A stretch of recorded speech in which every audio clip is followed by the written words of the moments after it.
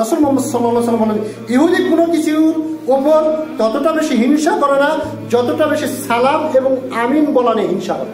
তাহলে হিংসাত্ম বৈশিষ্ট্য কাদের? ইহুদিদের। সালাম মানে কি? শান্তি। সালাম মানে কি? শান্তি। সুতরাং এক মুসলমান অপর মুসলমানের শান্তি তারাই দেখতে পারে না যারা হচ্ছে ইহুদিদের রক্ত যাদের ভিতরে রয়েছে।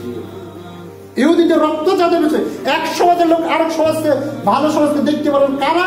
যাদের রক্তের ইহুদিদের রক্ত। তার মুসলমানের রক্ত তাদের তো নেই।